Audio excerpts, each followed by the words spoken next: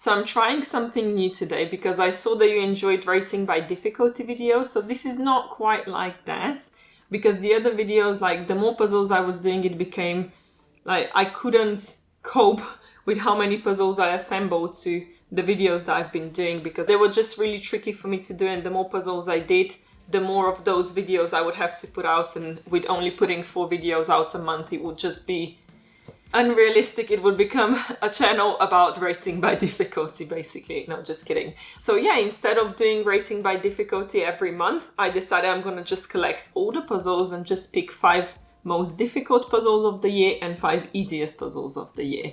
So I hope that's gonna be a cool video. I have no idea how it's gonna turn out because, like I said, it's a new thing that I'm trying out, so let's see how it works. But like I mentioned, I'm gonna divide the video into 2 sections, so the easiest and the hardest puzzles. Let's just start with the easiest ones. Number 5 is a 500-piece puzzle by Ravensburger, and the title of this one is Trendy.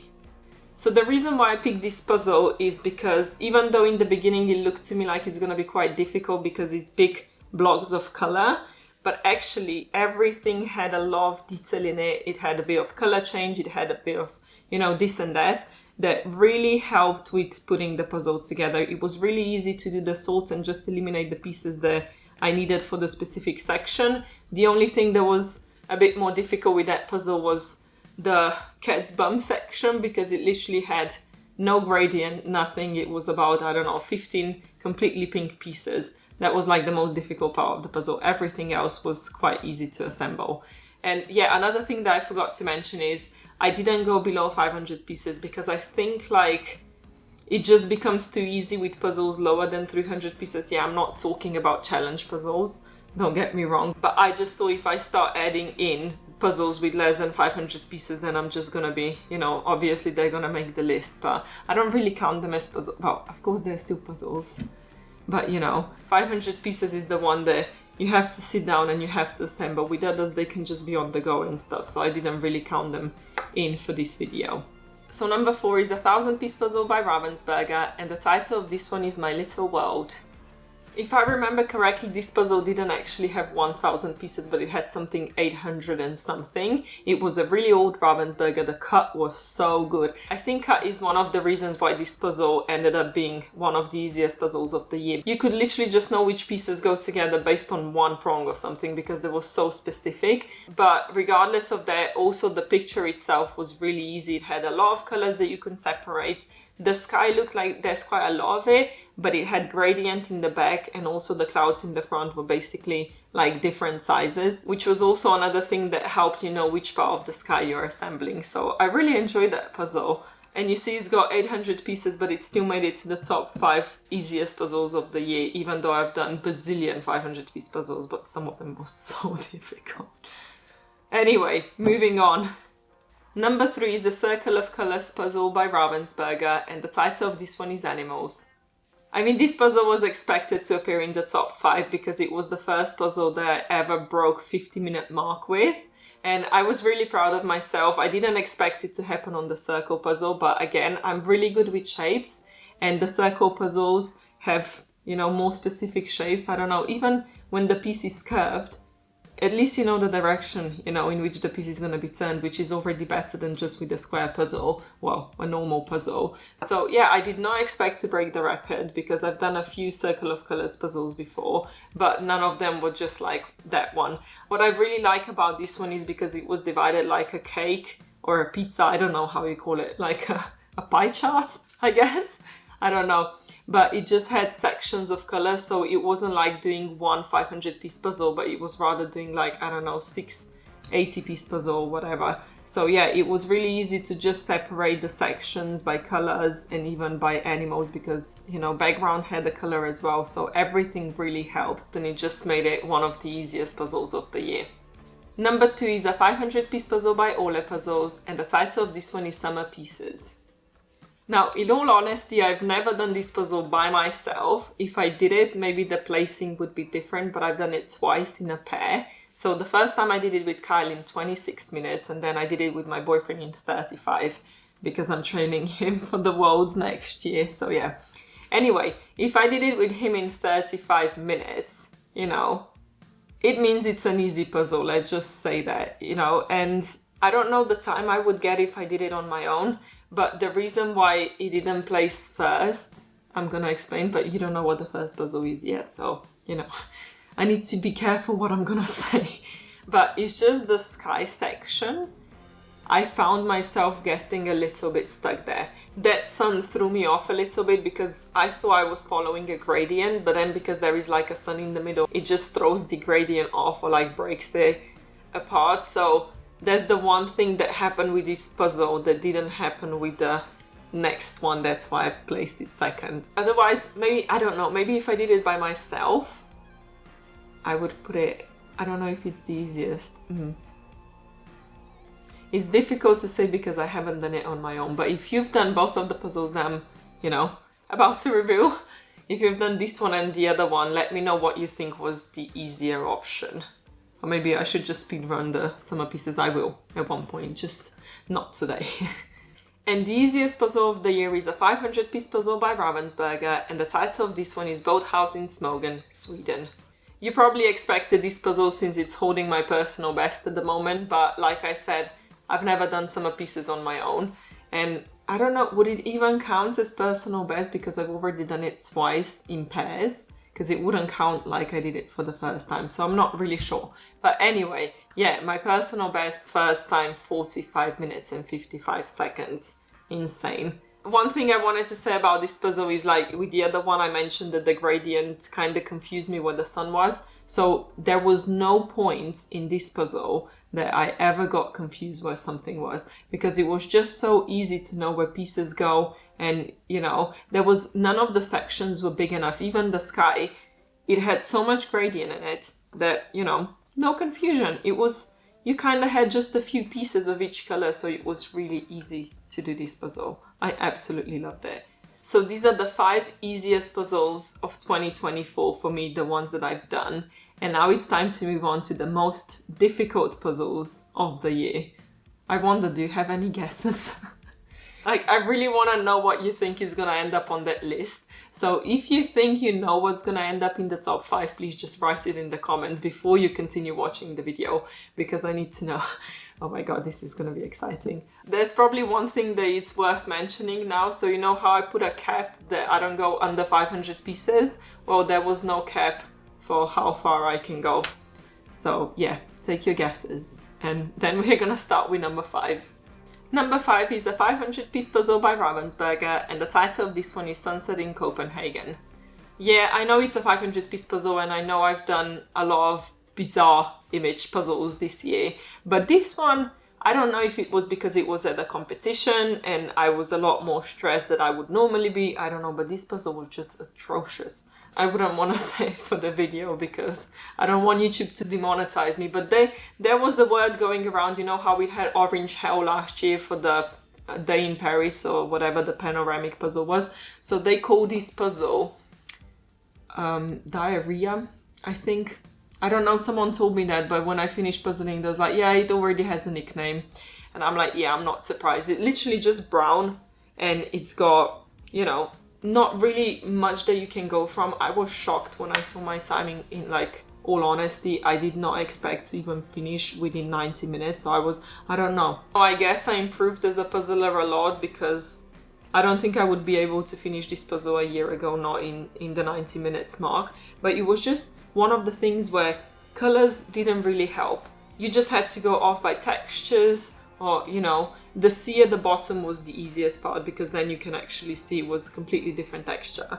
And there was like the black section at the top. That was quite easy to know as well, because, you know, there wasn't that many black pieces. And sometimes I feel like things confuse you more if there are like stuff on the piece, because then you feel like you're searching for a specific thing, or like it throws you off and it's not as easy to see a shape. So in that sense, you would say, oh, I was doing the block of color that was all black, and it was easier for me to do than the houses, which not even a year ago I would say that, you know, the single block of color is the worst, but at least you can focus on the shape, because this puzzle, yeah, oh god.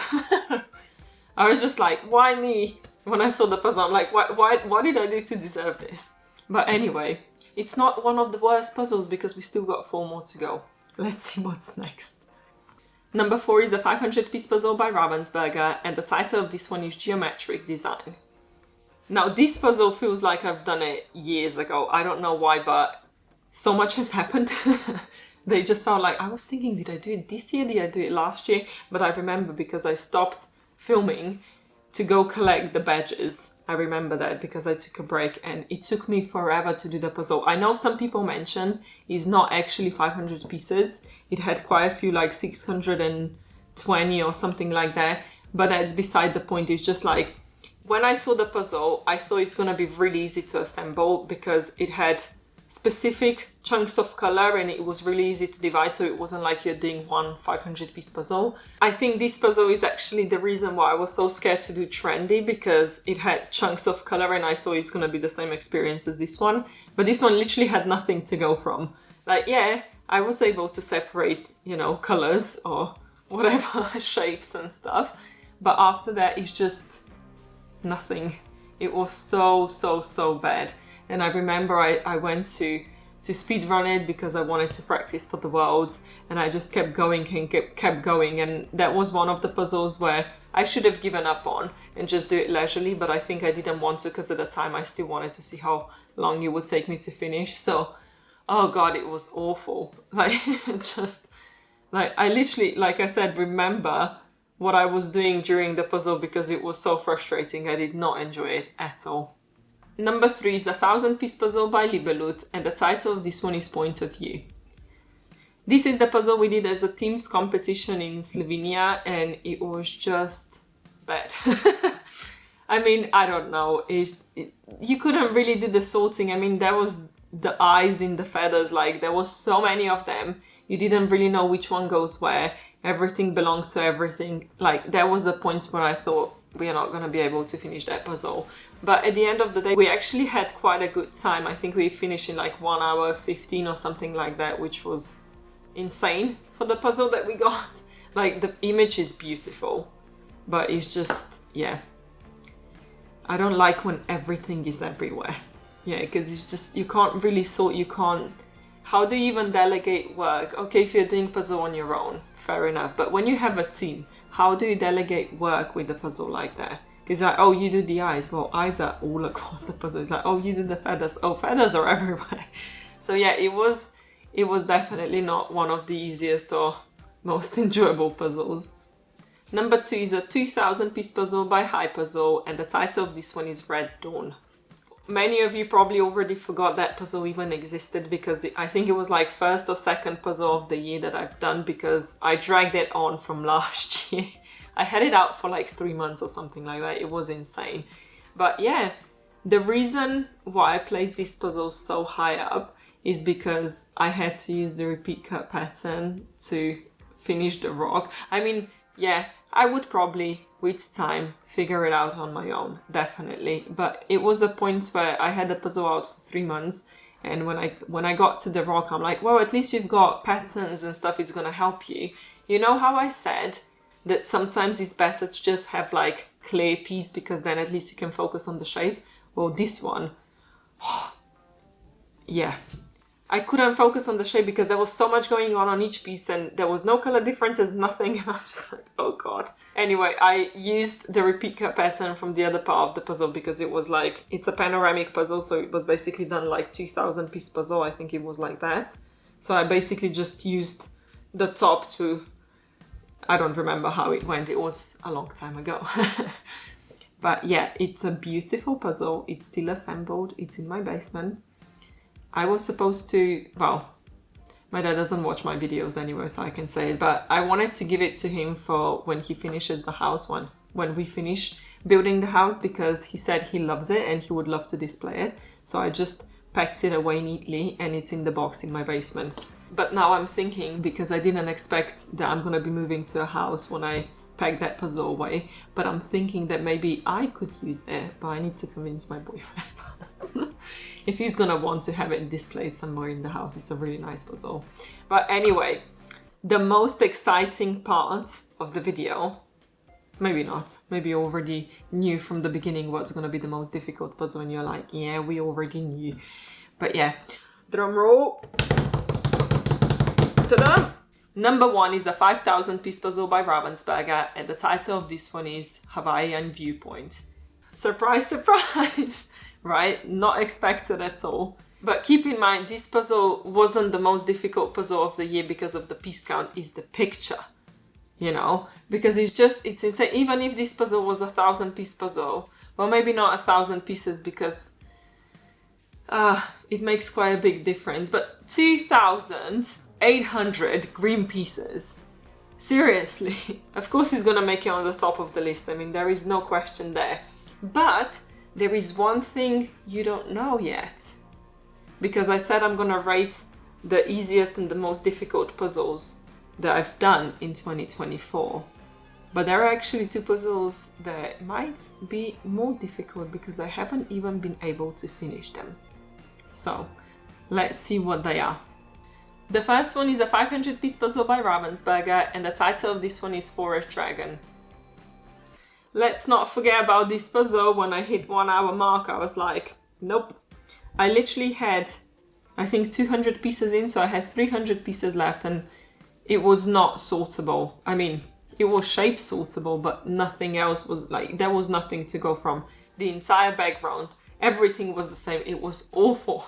I absolutely hated that puzzle. I couldn't even wait to reach the timer because I already knew that I'm not going to be able to finish it by 90 minutes. So I just decided to, you know, finish the suffering before that. Since then, I already gave this puzzle away, so good luck whoever got it. I'm like, why would you want this puzzle? But I guess maybe if you're not speedrunning it, it's different because then you can enjoy it. Because in a way, it does make sense if you're doing puzzles just for leisure. It kind of makes sense that they're more difficult because then you get more for your money's worth, you know, I guess. I don't know. But you still want it to be enjoyable. This one was definitely not enjoyable. But that's not it. There's still another one. And that one I haven't actually let go of yet because I'm still planning to finish it. So maybe it's going to end up on next year's top 5 hardest puzzles of the year. It's a 1,000 piece puzzle by Puls Entertainment, and the title of this one is Puzzle 2.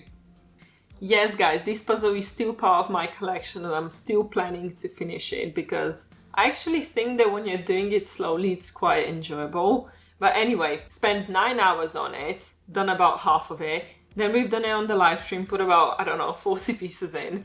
But what I realized is you just have to take it slow. It's almost like meditation when I was doing the crypt puzzle. It's like you have to find that one specific line that's gonna tell you that this is the right piece, and that's it. And all you have to do is just calm down and just go around all the pieces just to find that one line, and then you put it in, and that's it, you know? So it's not that bad. It's definitely not as frustrating as I would say that the dragon one was. Definitely not as frustrating.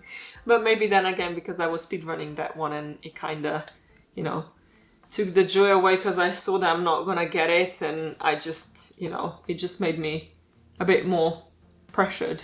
Can you say that? Yeah, I think so.